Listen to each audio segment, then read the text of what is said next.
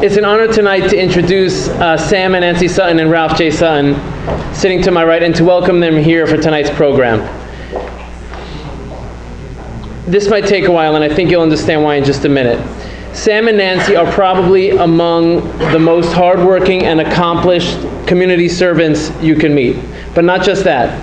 They are consistent and persistent, committed, and lasting. After decades in community service, through numerous boards and organizations, they never seem to have taken a rest. They've been running a marathon of helping others with the same level of energy and intelligence, if not more, than they had when they first started out. And this is aside from running a full-time business for 4 decades and building a beautiful family. Sam is a past president of Sephardic Bikur Cholim. Nancy's a vice president and started with SBH practically from its inception and never left. Sam served as a trustee of CUNY for 5 years.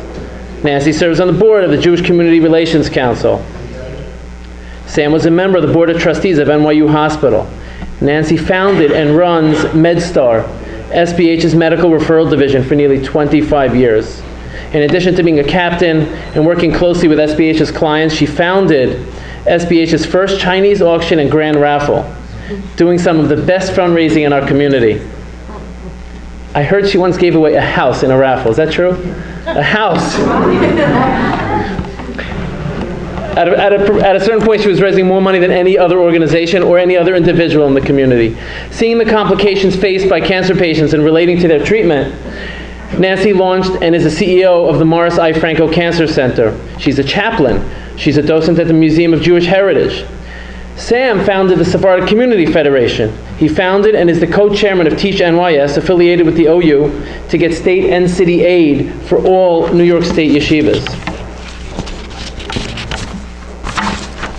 Nancy started a fund for hospitals to help raise money they need to accept and improve the quality and care for more patients, including patients in our community.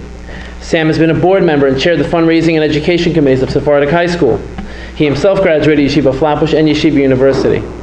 Did you know, I didn't, that Sam and Nancy have taken foster children into their home, including one special needs child? Sam and Nancy join us tonight to share an experience they had back in November 2004 on a trip to Senegal, Africa, with Ralph Sutton and some others that was eye-opening and life-changing that we're going to hear more about shortly. I also want to introduce Ralph J. Sutton, Esquire. Ralph is himself a Bet Torah native. Ralph grew up here praying at Bet Torah as a child. He went to Flatbush. He went to Columbia College and NYU Law School. You may recognize the name of his father, Mr. Joseph A.D. Sutton, alav shalom, who wrote the first history of the Syrian community. You might remember or even have copies of the Aleppo Chronicles or the Magic Carpet in Flatbush. Ralph practiced law for 20 years and then became a pioneer in the innovative industry of litigation finance. You can see litigation finance as being about balancing power and access to justice in our society. He helps people who need to bring lawsuits fund that litigation. And that explains well what brought Ralph to Senegal in 2004 with Sam and Nancy, to witness and work on imbalance in resources and access to the basic needs around the world. He's here with Sam and Nancy to share his experience and some thoughts. Please give our panel a warm welcome. Good evening. Thank you for coming and joining us. We'd like to share our experience of our trip to Senegal, Africa in 2004. And we're going to try a slightly different format for this crowd. I'm going to ask Ralph to describe what absolute poverty means in specific terms. It's stuff that we all know, but hearing the numbers and statistics and contrast is important. Then I'm going to ask Nancy to tell us a little bit the specifics of the trip and what we saw and felt there. And then last, we're going to go to the title of the lecture, what made us decide to do this? Why did we go to Senegal and try to build, try to help the community with capacity building and other stuff that development organizations usually do in third world countries. So, Ralph, why don't you start with... Sure. What is absolute poverty? Right. Sure. So I couldn't remember these things, so they're on my phone. 11, okay. So here are some facts about hunger and poverty in the world. Every year, 7 million children die of preventable diseases. 1,000 children die every day because, how many? 20,000? No, 20,000 a day? 20,000. 20,000 a day? Oh my God, I got my numbers wrong. Because they didn't get a 15-cent measles vaccination. 3 billion people around the world live on less than, no, is that right? What's our number today?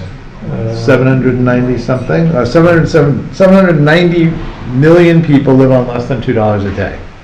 So what does absolute poverty mean? It means the difference between the way we live in, say, Africa or Asia, 8 times the infant mortality rate, a life expectancy that's 1/3 lower than ours, 60% less literacy, and half the population has low nutrition levels.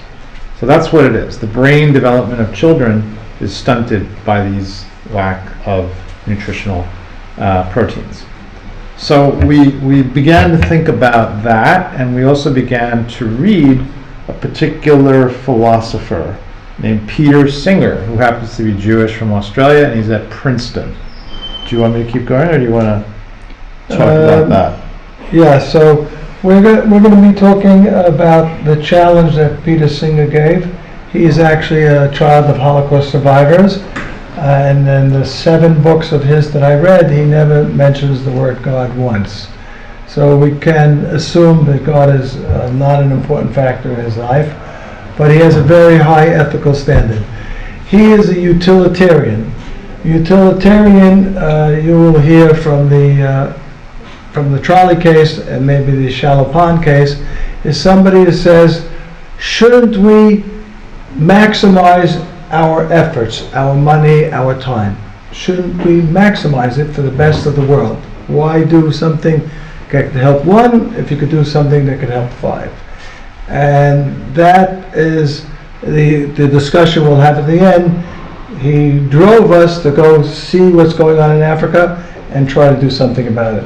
So Nancy came with us, and she was the only woman on the trip, and I'd like her to give you her perspective. The only Syrian woman. Well, okay, well, that group. Yeah. Okay. So it seems that we took a plane for a number of hours, simple 10-hour flight, and entered a world like nothing you've seen before. You come to most villages and they're completely barren. There is nothing there. I don't know if any of you have seen the pictures. The people come out, people are actually joyous, they're singing and dancing, they're so excited that you've come. And then you see around you these little huts. They're made of maybe some kind of mud with straw roofs. They let you peek into their existence. There are a few pots, maybe a bowl. I think they're wearing their finest clothes. So there's a few rags in their building. There's a straw mat. That's it. One thing that takes over is an overwhelming sense of gratitude. I cannot tell you, if I turn on the faucet today, what I think back to, what a miracle that is. Turning and remembering that we can never take that for granted. Because in this village that we entered, there was no electricity, of course. Not only was there not clean water, there was no water. Do you remember, Nancy, they spent 6 hours a day getting water. So, and they told us the story in this town that they would get 2 young girls would get on 2 donkeys and travel 2 hours to the nearest source of water and come back with tires full of water, and that would be their water for that day. So the day didn't actually start until these girls came back and they could cook with this water. So it's interesting, you see these children and you suddenly ask them, why are some of these children blondes? Like, what are they doing with blonde hair? And they say, oh, the blonde children are the ones that are malnutrition. they have less ability to make black hair. And then you see big bellies, and the big bellies are the children that have no food. And when you say that somebody lives on $1 a day, you can't imagine what that is, because I think they don't even. There was a group of children playing. It was a broken down ball, and you can see them like fooling around with this ball, but it didn't actually function, and that was the only thing they had in terms of play. I mean, there was some other amazing. There is no, in this town, there is no garbage. There is nothing that is wasted. There isn't anything that's not used that they should have a use for garbage. So there was none. There's just this kind of sterile environment. I mean, it's kind of jumping from this town, but we went to see, the Israeli ambassador had told us that they had come to teach them drip irrigation. And they wanted to show us the orchards that they had grown. And they were lemon and mango orchards, and they were going to take us on this ride to go see this orchard. And, lemon trees and whatever. And we went with the ambassador from Israel to go see this. And we come and we get out of the bus, and there's absolutely nothing there. So what are they? They're kidding? And what we see is a bunch of plastic wires going, well, whatever, tubes that would be the irrigation. And the people, they're smiling, because now, I don't know, they pulled one over on you or something. And they said, well, after 5 years of growing this orchard, 2 months ago, a swarm of locusts came in, like a black cloud, came down onto the field. There is nothing, not one twig, not one leaf, not anything except their wings on the floor. And we said, well, you must be devastated. He said, no, that's God. That's what God wanted. So even in the midst of something that could have been good, it wasn't there. We were also, Nancy, the only white people they had ever seen. We went to 3 or 4 villages. Yeah. So we came in this village. It's a desolate village. It was far away. I went to embrace this little girl, and she started screaming. So they came over to me and they said, she has never seen a white person before. She thinks you're a ghost. So, we entered another world. I know they called it the third world, but I don't know what that means. But this was another world. A short plane ride had taken us to some. Right. I mean, you can never forget the experience. There is no garbage because there's nothing processed. There's nothing with a package. They have no paper. They have no pencils. They have, other than a few ceramic bowls, and the imam of the place did have a battery-operated television. But other than a few plastic bowls and the tire tube for water, they did not have anything that did not exist in the time of Abraham Avinu. If it wasn't there, it wasn't in this village either. Sam, what turned you on to the idea of even go to Africa? So that's coming up now. That's so the article we read by Peter Singer, we're going to talk about it now. Why we decided to go. Okay. So, if you've ever heard of the shallow pond, it's a moral experiment. So you're on your way to a meeting, you're dressed in a suit, or you're going to a wedding and you're all dressed up, and you're late. But you happen to walk by a very shallow little pond, and there's a child on the edge of the pond, and no adult, a little baby, and the child falls into the pond. What are you going to do? There's not even a question whether it's black, white, yellow, red. Doesn't matter. Doesn't matter you're going to a meeting or a wedding or whatever. You save the child. You get wet, you ruin your clothes, you save that child. Right? So the question Peter Singer asks is, If you could prevent deaths of children who did nothing in this world to be in the situation they're in, right? They're completely the most innocent actors in the world, subject to dying for lack of a measles vaccine or something, shouldn't you do it? if you could do it, shouldn't you do it?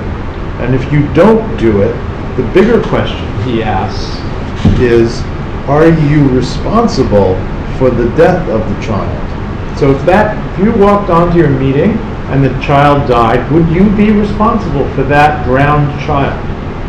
Well, I think everyone here would say yes, of course. But that happens all the time, every day, because the world has shrunk. We know what's happening, internet, communication, television, all that stuff.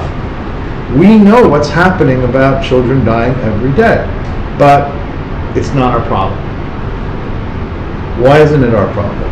You want to take Right, so he says, you get an envelope in the mail from Oxfam America, and it says, with a $100 donation, we could save 5 children in poverty-stricken Africa. So most of us will throw that envelope out. So even with this challenge of give $100, skip a dinner, don't worry about your $300 shoes or $200 shoes getting damaged in the pond. Of course you wouldn't. Why do you not say to yourself, I should send an envelope, a check for $100 and save 5 children? So that's exactly his challenge. And we said to ourselves, in Europe, we feel badly. We believe that the Gentiles in Europe that knew what the Germans were doing and did not do anything to save Jewish children did wrong. And they will answer one day. So if we know, as Ralph says, because we now know 20,000 children die a day because they're just too poor to live. 20,000 children. When the World Trade Center was attacked, 3,000 people died. The world came to an end. Billions of dollars were spent to take care of it.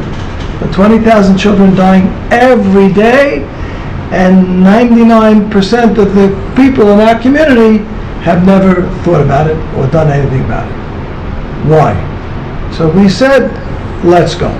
And we went and we saw, and we ended up collecting $240,000, which we gave over 3 years from private citizens to do capacity building, which includes all sorts of things. Let's explain the project. Okay. So the project, you're saying, okay, what did it go for? What was it? We originally thought, okay, let's do micro lending. And maybe like 12, 13 years ago, that was not as well known as it is today.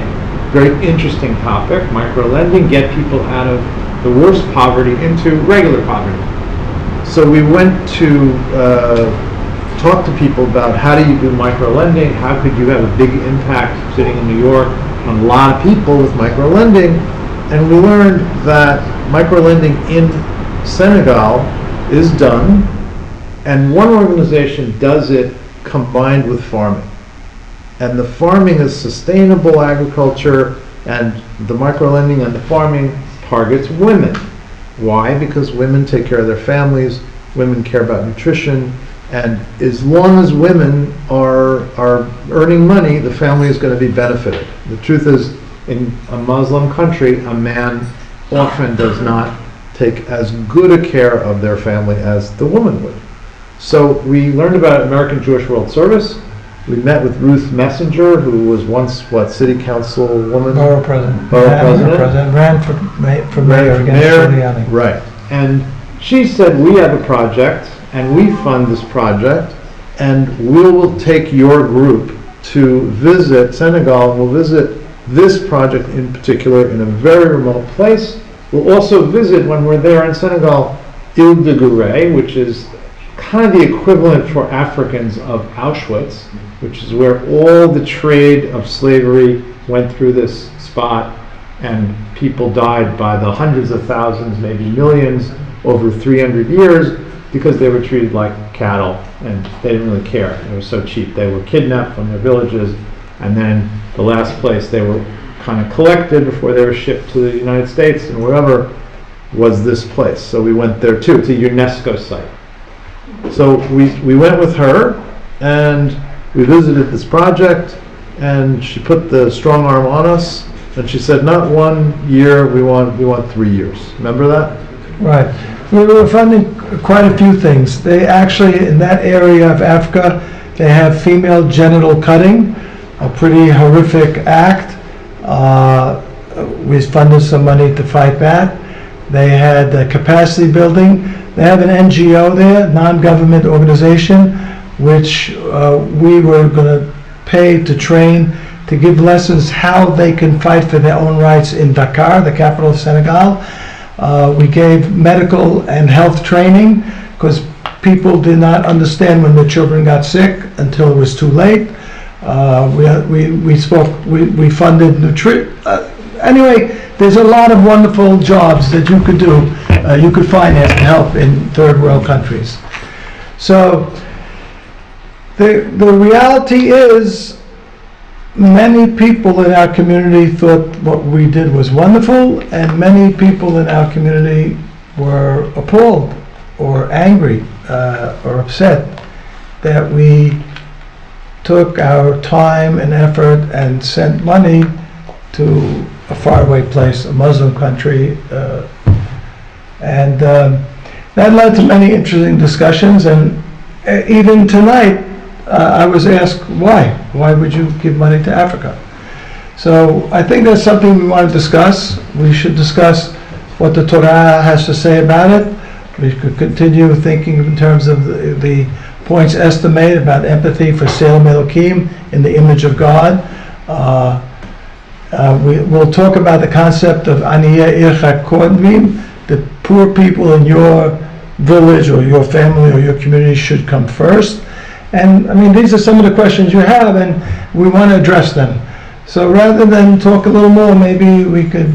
We just want one thing is, one of the reasons we went with this organization is because you find a leadership of chesed or compassion in the world. You will see Jews at the helm of many of these organizations, but out there nobody knows they're Jewish, and so we never get credit for our Jewish compassion in a world that's in this world full of Muslims who never see anything but what on television, what they know about Jews. So we came with that badge of we are Jewish and we're here to help you, and that's why the Israeli government is there also, to make sure that they have a presence as a Jew. So we almost went as another side mission to show that Jews care about other people. So we went as as representatives of 100%.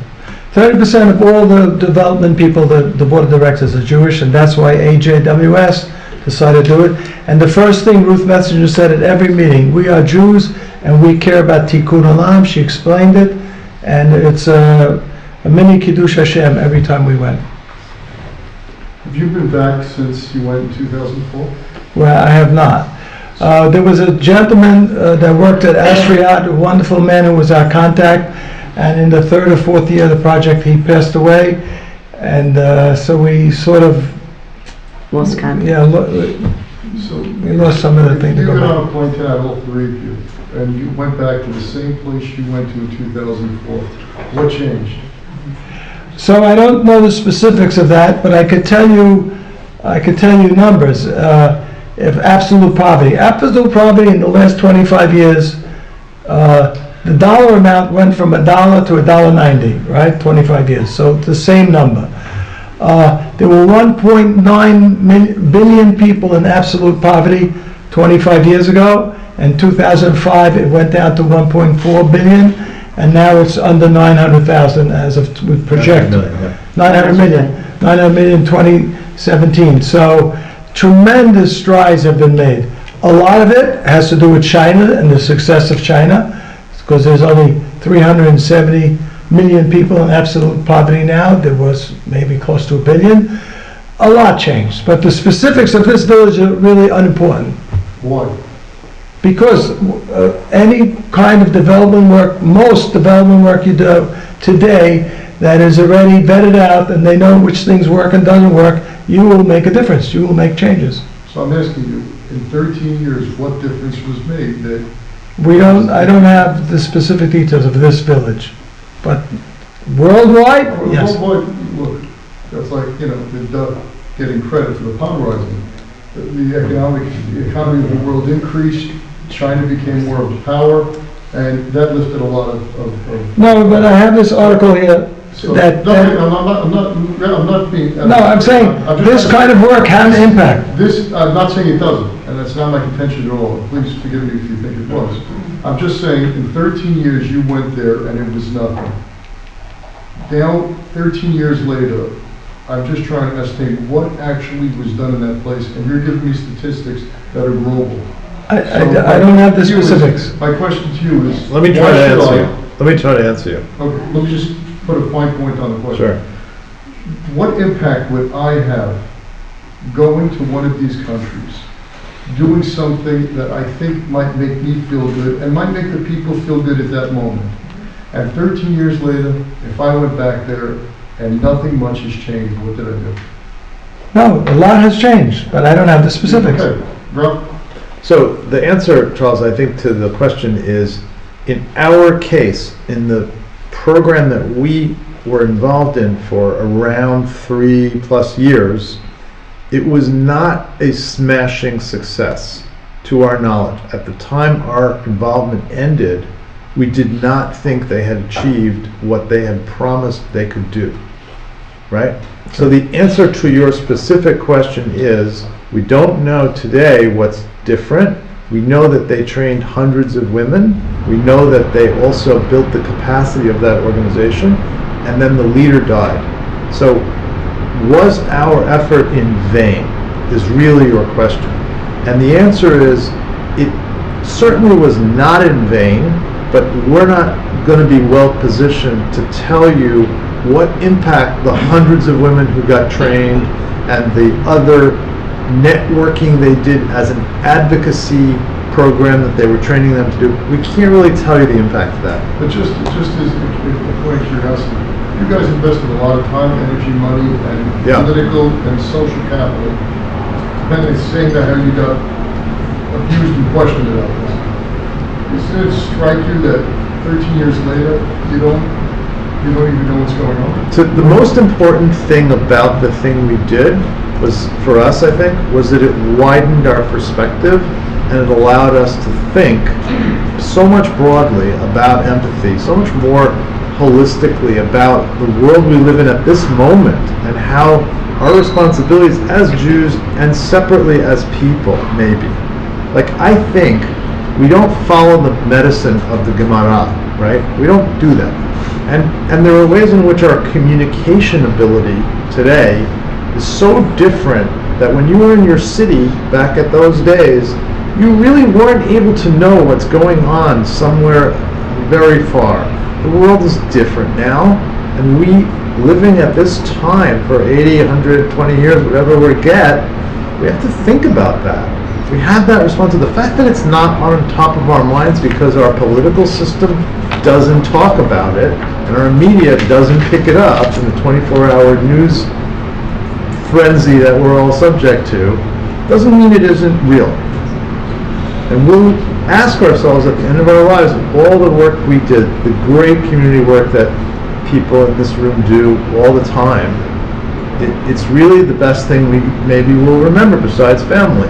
I don't think you always could be explicit what impact you made on a community, a church. We had it just brings to mind, we had a foster child for a year and a half that was special needs. We put everything, I mean really a lot, into that child. And when the child left, and the child is grown now, we really can't tell you concretely, did we change this child's life? The child went back to their home, but we have to believe that we did something. And just as we said, we empowered women, we gave microloans to women that went out and bought, each of them bought a goat, and with the goat, they raised enough money to pay us back, and then buy another goat, and now they had 2 goats, and they may have also sold the milk from those goats and bought another one, and we know that's trickle down of what we did with those micro homes. So I don't think it's an explicit answer.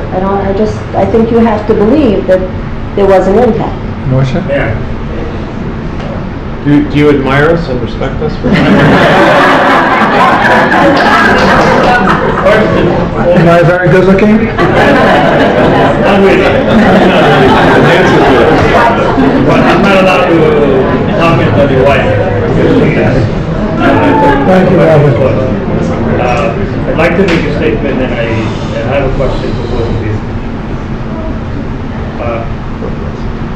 I'm not from your community, product of the commandos, but prior to that, I lived in a place that is less than Senegal. It's called Hills of Kabul in Afghanistan. That's where I was born. What you described, Afghanistan. what you described, that map, The 2 hours of getting water was for us 6 hours. 80% of the time we lived in a hills that was snow. So as Jews, all we had was Hashem. So I commend you, compliment you for this incredible, courageous, and I'll tell you why I find it to be so courageous. Because we were saved by people like you. They kidnapped my sister, the Muslim, and people like you brought UJA. Personally, some of the soldiers went and brought my parents out. So I totally applaud your courage. Do you have a question? Question is, very difficult question. Chesed in Bible doesn't have a picture, doesn't say where the chesed has to go, doesn't have a destination. What you did was chesed elyon, because it wasn't just your money going.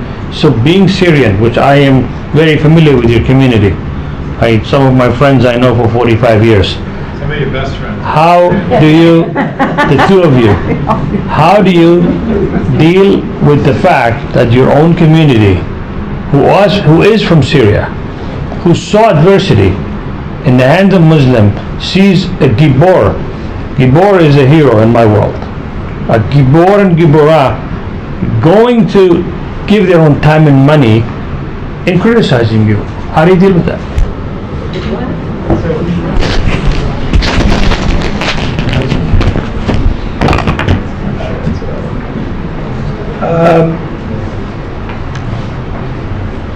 It was, I tried to answer it before. We felt we have an obligation to save people if we know people are dying.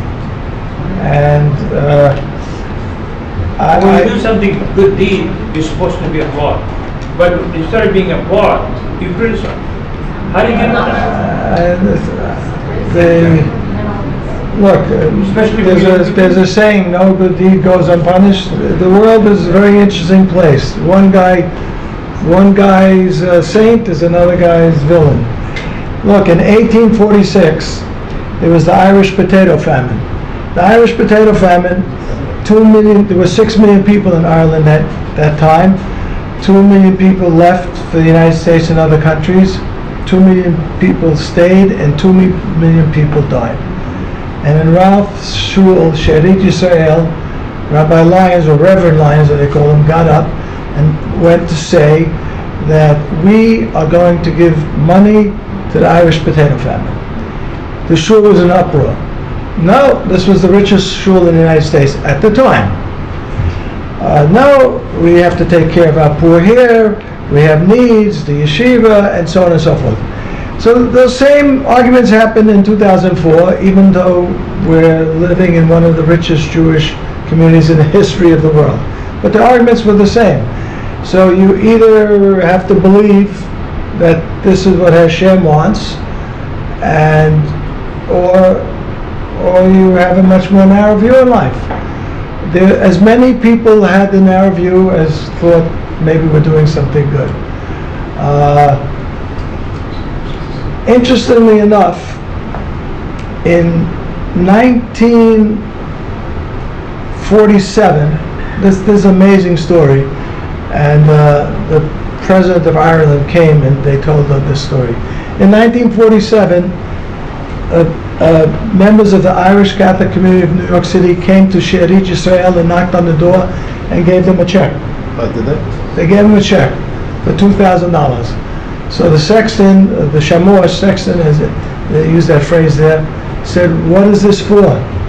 He said, 100 years ago, your people came to help us. And now your people in Palestine are having a problem, and we're coming back to say thank you. 100 years later. Some people really appreciate that story, and some don't. And then the president of Ireland came to our synagogue 8 years ago to also thank us. You were there. Yeah. It was an amazing moment, actually. So there's a pasuk that I want you to remember. If you don't know what it is, I'll translate it for you. It says Chazak Be'emetz. That's all you need to know. Thank you. I am impressed. I'm not Jeffrey? A question for Sam and Nancy, and with respect to you, B'Korcholim work you do in the community. You've seen the worst of the suffering in our community. Granted, it's first world suffering, but you've seen really tough situations. At any point during your time in Senegal or after, reflecting on it, did you feel the conflict between what you see here and what you see there, and ever weigh the two, for lack of a better word? Everything in life is relative, right? So you change your garments when you leave there, and you become back to your own sense of what the world is around you. So you don't get to really compare the different levels of poverty. One is of this world, and one is of a different world. And the poverty that people feel when they live amongst wealthier people here is probably more difficult in a sense than the poverty they feel there, because it's a whole nation's poverty. And the poverty here is individual poverty. So I think it's even maybe possibly harder. Yeah. Were you able to dedicate yourself and your resources to both with the same energy? Were you conflicted? Did you feel like you should be spending more time in one or the other? Is it possible to do both? I almost think Something that is more of a learning experience, and what we could give in a one shot. What we do here is living day to day. So I think it's different. We have in our community over here sort of like a birth control in the form of tuition. We can't afford, bringing kids to school. Now in these countries, they see children dying all the time. I'm not for or against birth control right here in this situation, but do they have children knowing that they're not going to be able to feed them and just keep having children? We have also in our community where somebody, let's say somebody's very, very religious, they keep having children and they can't afford, and they start asking for help. What is the situation in these third so countries? Most of the men there have two wives, because one wife has to go get the water. Actually, right? No, one lives in the city and one lives in Look, there's a reason we picked Senegal. So we investigated 8 different projects around the world that AJWS thought we might relate to. And we picked this region called Como Massar in northern Senegal, because they only had a 5-month planting and harvesting season. 7 months, not a drop of rain. So there's nothing to do, and there's nothing to eat. So the girls would go to the big cities, mostly Dakar, to be maids and waitresses in hotels. And hotels and restaurants. But there can't be that many jobs like that. So they became prostitutes. So if we did one thing, and we stopped the girls going to Dakar, because they were able to plant 12 months a year, that's all we have to do. In answer to your question, that's all we have to do. Did you? We did. I'm sure you had a tremendous impact on them. And I also think you obviously had a tremendous impact on yourselves. You become better people because of it, and you learn to help, which you've always been my heroes. And those individuals. Ralph, I don't know you as well, Ralph, but I'm sure. Waste product, don't say waste product. By association. Waste product. Always working to emulate and do things that you Thank you. But Wait, he has a question. I want to say something further about this. You don't have to go, and you should go, and what you did was great. But the individuals here don't have to go to Senegal in order to save people's lives. And I'm going to do a little commercial break in a way, but I'm part of an organization called Kids in Distress Situations. Last year we gave out over $220 million worth of product to needy children and families. And to become better people, and Adrian just left, but we visit those families, we visit those individuals. We go to Harlem to see the pre-K program, and we find out that in order for those kids to be in that program, they have to be a family of 4 living on less than $24,000 a year. A family of 4 living on less than 25. I wish my Amex bill was less than that a month. So you look at it and you say, and you get a bit in your stomach when you see these kids and saying what they go through. Right, so look, there are many wonderful charities here, and we did not stop participating. No, I know you did. Of course. I know you did. But there's a big difference. There's a big difference, Yeah. and You're out the dirt pocket. yeah, I got to tell you a few more statistics. In these villages, they have no health plan. They have no doctor.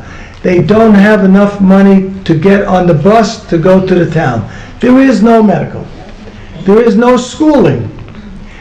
So, No, I'm not saying you did. it's just very, very different. I'm just saying for the people here. It's very different. It's very going to different. Senegal tomorrow. And something that But you could send a check for $100 to Oxfam America and save a child without going there. I'd like to hear somebody take Can I ask a question? who's Bernie? I think one of the things I think we're running into is how do you define success in this kind of thing? And a lot of what I hear, I mean, I think where a lot of us come from is we define success as, leading people to be, self-sustaining or something like that. We have a very, maybe a westernized or like a first world view of helping people, and maybe we think about it from a philanthropic perspective, we think about efficiency, but the whole thing started with the idea that there's a kid drowning in the water. When we talk about these things, when we define success, it's not, what happens 15 years later. It's, we're talking about the next 15 days for some people. So, that's, I think it's a deeper question.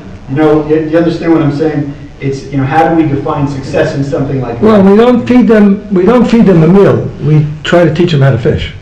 I get that, right? But I'm saying that, that may not be, there's a lot of ways to define whether, what you're doing is, how do you define success in, such a desperate situation? It's very different in Africa than it is in Harlem, than it is in the Syrian community. Different measures. Right. You can't apply the same.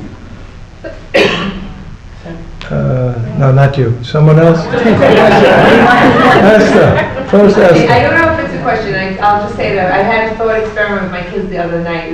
My son came home and said, I want a Patek Philippe watch. I'm like, what the hell? Who have you been talking to, right? And then they ended up having a long Friday night conversation, and this was what we asked them. We said, do you buy them the very expensive watch? Pick it, right? I said, this was my son David. I said, David, I'm just curious in your life, what type of life you want to live. Are you gonna buy that watch, which is fine? I said, you might want beautiful things, nice things. I said, but what if I tell you that there are people somewhere in the world that have no food to eat? and maybe instead of buying a watch, you could give money and buy them food. Is that your responsibility? Do you have a response? And there's a difference between, is it a nice thing to do, which is the question we're asking, because everybody would say, it's very nice what you did, but I think maybe where the conversation goes is it nice? Okay, do it. Or is there a responsibility there? Do we have a responsibility to think about our wealth, our success, our money, and our power, and where we put that, and what we do with it? And that became a very That's the senior challenge, yes. So the thing that got me By was, the way, at these conversations, we did not force them. The kids were like, "Nah, I'm not buying a nice watch. I can give money to a kid who was hungry." I'm like, "I know. I want you to think about it." Write it down. But if you people sell that iPhone. but Esther, of course I agree with your question or your comment, but it goes to the sort of scarier question is, are we complicit in people's deaths that could have been prevented if we don't care about that? But why would we be complicit?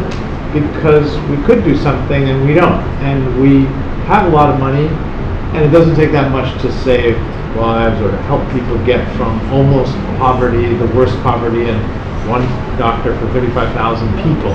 That's what happens in Senegal. So are we complicit and responsible? Which is really taking it to a higher level of scariness to me. That's the question I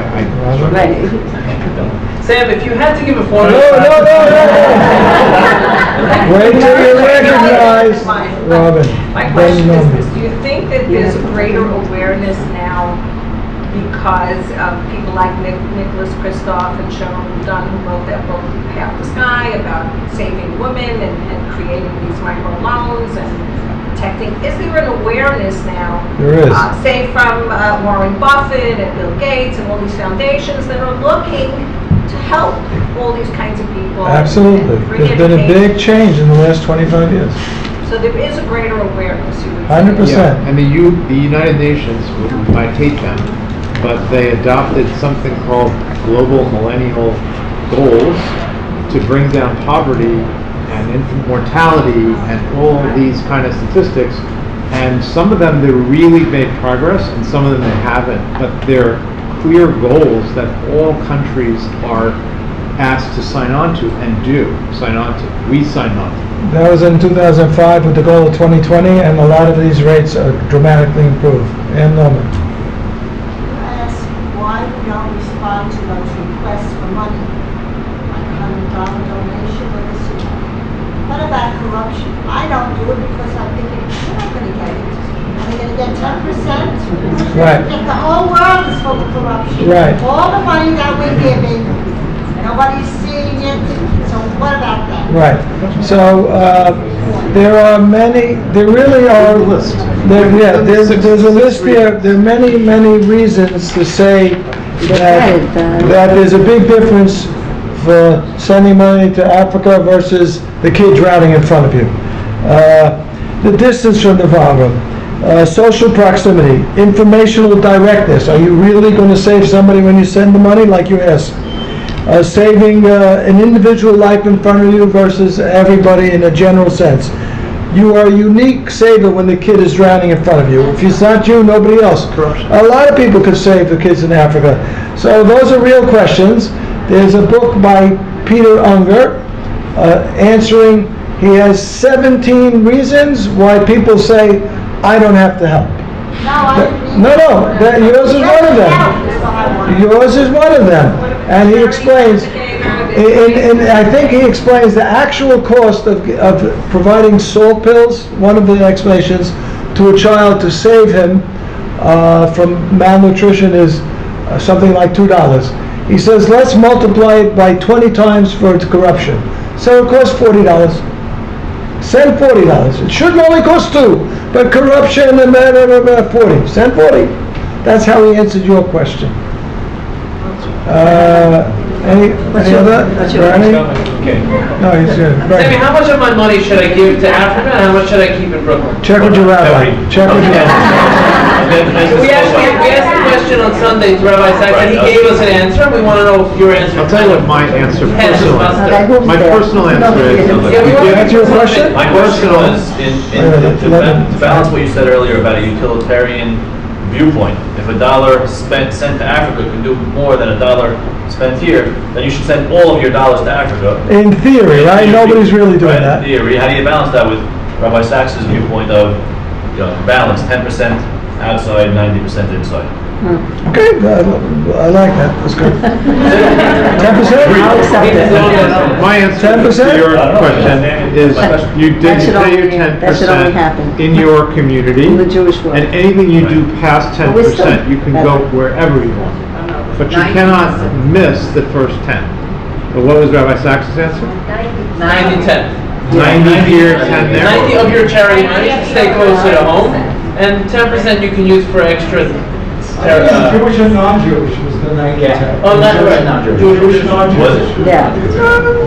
So, well, I mean, there's no hard fast rule. I would ask him as a follow-up, what if you're saving lives with that 10%? The non-Jews. Yeah, I'll tell you, we'll get a halakha thing, but let me hear Michael's question first. So Sammy, I think you've been involved in so many different organizations over the years, obviously very local ones and some global. And obviously Senegal is maybe in some ways the most distant, maybe SBH or others are more local.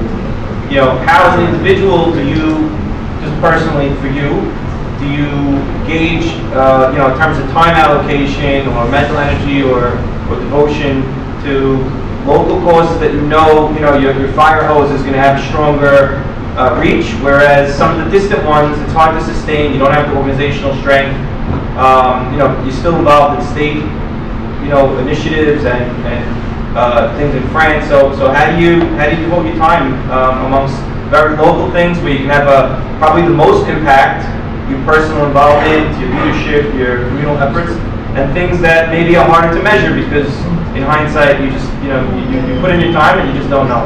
So I wish I did 90-10. I really probably do 99% local and 1% general, and I think it's a shortcoming. Even if they're going there. Not money-wise. Not money-wise. Time-wise. Time-wise. Money-wise, 99% local and 1%. So even though after going there, I'm failing my own beliefs. The pressures to the way we give charity, your friends, it's just overwhelming. And the guy from Africa, the representative, they change. It's a big organization. They drop the follow-up. So I don't do it right. But even in your own workings, I've watched you do it. When you can establish personal relationships over a period of time with elected officials and other board members and rabbis or community members, and you can aggregate and really build, it just has a longer lasting impact. So even if it's not from a philosophical perspective, because really I think the goal of this symposium is to decide, do we have a responsibility? There's a whole other matter of how practical is it at times and how much does that change our calculus of what we decide to do at that time, where you could say I could be a lone wolf and start this awesome organization, but I may not get very far. Or I could be part of something bigger, which you have been, and been. Yeah, I don't think we're asking for time. I think we're saying maybe you should consider some dollars to make a real difference. Sam, shouldn't our community go further and build its own AJWS since we've done it with so many other organizations? I'll get right to you after I speak. Just to follow up Michael's comment, I mean, if we look to the Torah as a guide, is it not fair to suggest that saving lives should always theoretically take priority? I would agree. Sounds reasonable to me. I'm just saying that, he wants to make impact, with political things and all kinds of local things, but $100 is saving like 10 people in Africa. So it's hard to say. I never agreed with Michael on one thing or another. Why should this tonight be different? Sam, if we do have the resources, the infrastructure, we now have 100 years of experience in organization building. We have the intelligence and we have the manpower in the form of young adults who are capable and willing and open-minded enough to do this. So shouldn't we be building our own AJWS? I don't think so. Why not? Because Warren Buffett, who just gave $16 billion to charity, he said, Bill Gates is doing a great infrastructure there, I want to be more efficient. Adam worked with a group from Israel, they're already doing it. let's join the right group for us, for your needs, and it's a lot of work. It's a lot of overhead. It's a lot of work, and you're going to make a lot of mistakes. My feeling is you work with somebody who made the mistakes and learned to do it better already. Should I tell my young adult to volunteer for Bikor Cholim or for one of these existing organizations that have built that infrastructure? As a parent, from a pedagogical perspective. So that's a good question. I tried to work with American Jewish World Service to make a curriculum to teach in our yeshivas what it's about, the impact, how deep it goes, the Torah, so on and so forth. And they do have a curriculum, but it wasn't really geared exactly for an Orthodox group. And I tried to let them give it to me to hire under their auspices an Orthodox guy to tweak it for our schools, but I was not successful. But that's a good thought. I like to do them again, Jeffrey. And something that we've been talking about a lot in Flatbush High School is not about which and this is also what Michael was saying. I think a lot about the fact, like Shifran, you give a busy person something to do, they get it done. Somehow I really talk about my time, my resources, my thing, and then you find these people who goes to Africa, the people who are running Bikor Cholim here. I just want to point that out. We said it a few times. The people who went to Africa are people who run Bikor Cholim in our community. So there's an argument we have to make about the fact that kind people do kind things, and generous people are generous. And building that type of personality does not have to happen one or the other. If you build generous, compassionate children, they should instinctively say, I need to also help in Nicaragua because they have that level of their soul is opened up. So schools don't necessarily have to push them to one organization or another. They have to teach kids how to be sensitive to local communities.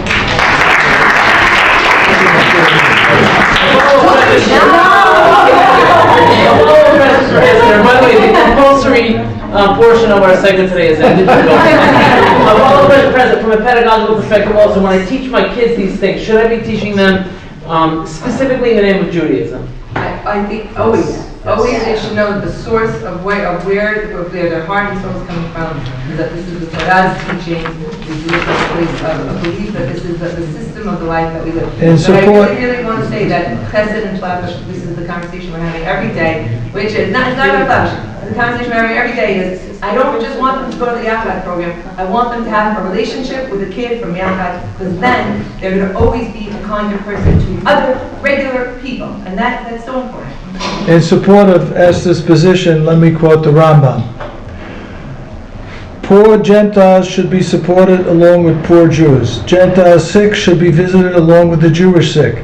And their dead should be buried alongside the Jewish dead, and in order to further peaceful relationships in the world. This is the Jewish view. Absolutely not. What do you think, what do all three of you think, through the prism of your own experience, why do you think that Tikkun Olam is such a central point of who we are, and we take pride in it, and you mentioned Ruth Messenger saying we're Jews first, and this is our job, and you all mentioned compassion and empathy and so on and so forth. Why do you think our community just doesn't get it? First of all, I have to say something. I can't say I know communities intimately across the board, but it's a message that I am constantly saying lately to everyone I meet in this community. I do not know another community as generous with their time and as generous with their money as this community. My endeavors would never happen it would not exist if it wasn't for the manpower of the people that come forward and want to do chesed. So if there's a naysayer out there, he's a drop in the bucket compared to what the community does. And we have tried in other communities to mimic some of the things we do. There is no other. I don't think I've ever seen anything close to a Bikor Cholim. And people, the outpouring of manpower that comes out. And so, yeah, we may have our faults, and somebody might be, you guys are doing that, but there's plenty of people doing good. It's just... That was my question. No, I don't mean with respect. Even if we're, as you mentioned, 99.1%, 99, Rabbi Sachs, 90-10. Why do you think our community just doesn't even get the 99 and 1?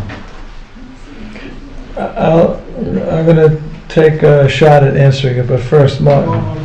No, first, Martin. Okay, so I may be a little biased here, but anybody that has a right, they think they have a right to question what you do, has to look within themselves first and say, I don't even come close to holding a candle to what you do.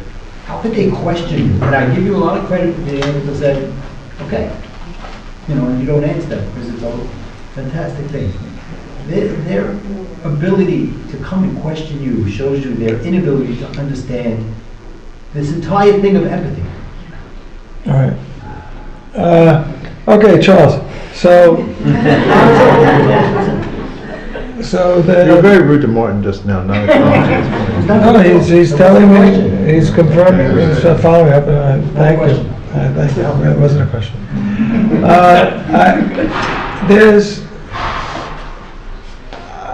At one time, I explored donating a kidney when I was less than 60 years old.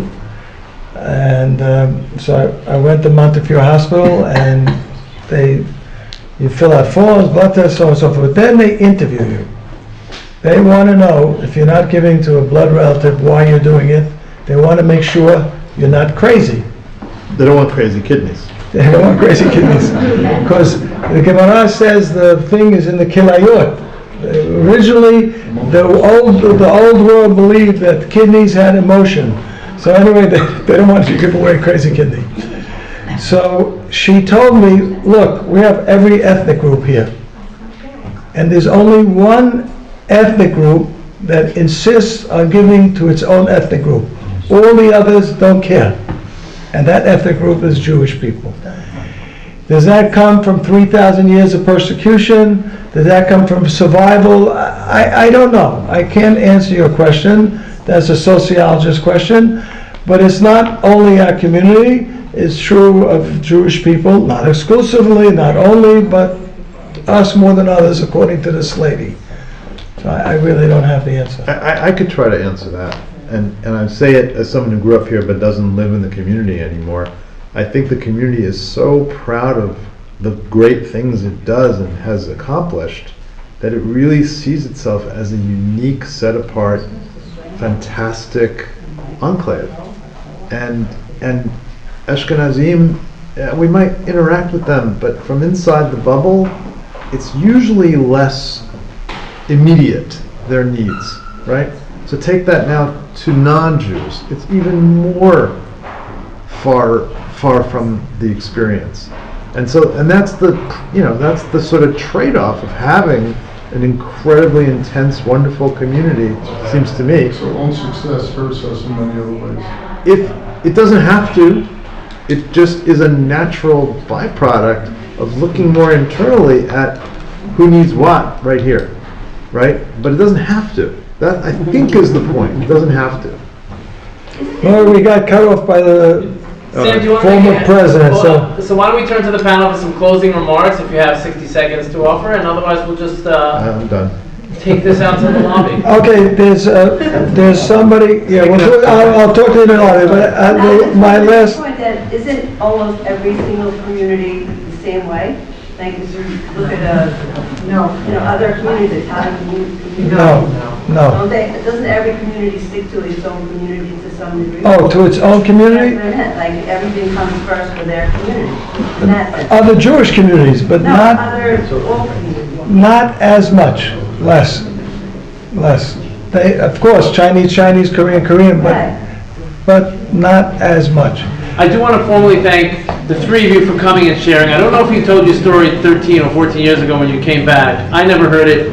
I'm glad that now you had this opportunity, and I'm especially glad that you were able to inform this whole week of conferences that we have. I encourage everybody to show up tomorrow night to hear from Adam and Vicky Sultan, who did go to Africa to explore irrigation and water, and to hear Rabbi Ricky Hidary give a talk. Saturday night's going to be another blowout night where you hear from Israel, the organization sending 2,000 Israeli volunteers to every single disaster effort and humanitarian relief effort, and from our Avi Harari, and from his client Rudy, who lived in a slum in India for 2 months working with the Jewish organizations to deliver aid. On behalf of the shul, on behalf of our rabbi and our president, I want to present you with just a small token of our appreciation for being here, for Ralph and for the Suttons. Thank you again for coming, and thank you all for participating.